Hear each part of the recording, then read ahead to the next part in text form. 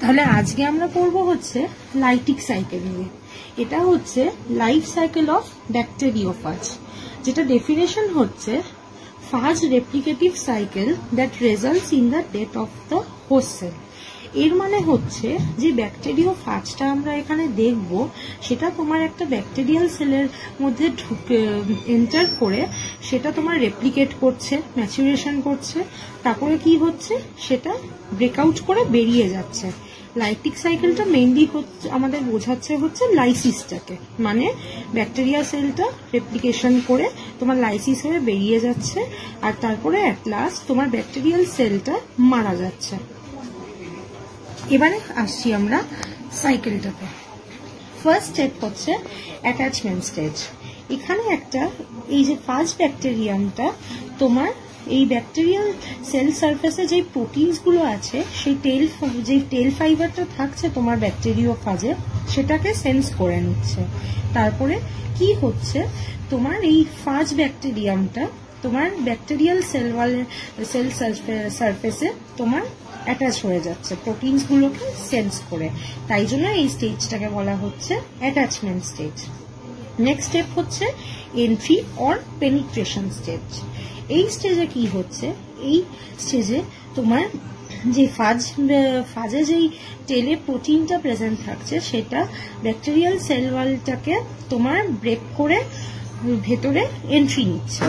সেটা কোন এনজাইমের জন্য, টেলে তোমার একটা স্পেসিফিক এনজাইম থাকে, সেটার নাম হচ্ছে লাইসোজাইম।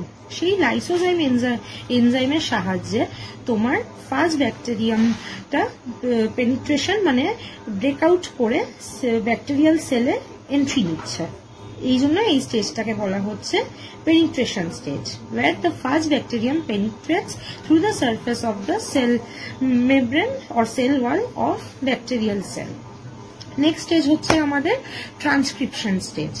এই স্টেজে কি হচ্ছে, এই স্টেজে তোমার যে ফাজ ব্যাকটেরিয়ামটা এন্ট্রি নিল সেটা তোমার ব্যাকটেরিয়াল যে ডিএনএ বা আরএনএটা থাকছে তার রাইবোজোমটাকে ইউজ করে বিভিন্ন এনজাইম সিক্রিয়েট করছে, যার জন্য কি হচ্ছে সেই ডিএনএ বা আরএনএটা ব্যাকটেরিয়া ডিগ্রেড হয়ে এই ছোট ছোট মলিকিউলস গুলো প্রডিউস করছে। এটা হচ্ছে আমাদের ট্রান্সক্রিপশন স্টেজ। নেক্সট স্টেজ গিয়ে এটা হচ্ছে তোমার রেপ্লিকেশন আর বায়োসিনথেসিস স্টেজ।